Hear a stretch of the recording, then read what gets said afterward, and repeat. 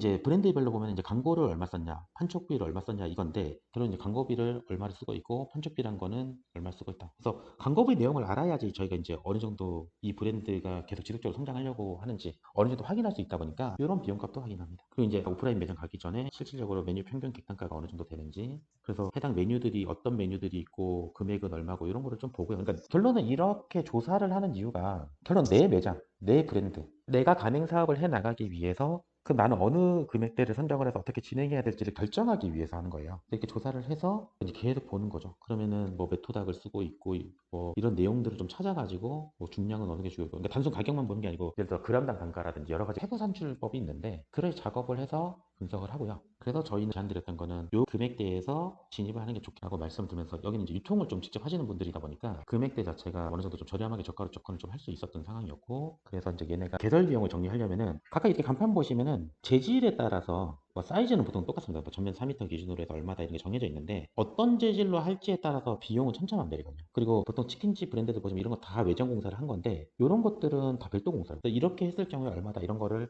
이제 확인하는 거죠. 디자인은 어떻고 내부 디자인은 얘네는 어떻게 잡았고 테이블을 실제 가져가는지 안 가져가는지 몇 석인지 기준 평수는 뭔지 이런 것들을 다 분석을 해서 적용을 시키는 겁니다. 그래서 본정 기준이 무조건 예를 들어 뭐 20평이라고 해서 모든 가맹점이 20평을 나가는 건 아니잖아요. 점포가 10평일 수도 있는 거고 30평일 수도 있는 거다 보니까 그거에 따라서 조정을 전체적으로 합니다. 그래서 이런 가맹 사업의 방향성을 보고 나서 저희가 봤던 게, 저희는 이제 워낙 지금 배달 순서가 워낙 많다 보니까 포장을 좀 특화는 전문적으로 가보자, 포지션을 해보자, 저렴하게 양 많이 주고 이렇게 해서 안 되는 케이스는 잘 없으니까, 그리고 자연적으로 바이럴을 하자. 그러니까 일반 소비자가 입소문으로 해서 고객을 계속 끌고 와준다면은 길게 봤을 때는 괜찮을 것 같다라고 해서 좀 진행했던 케이스가 있습니다. 그래서 이런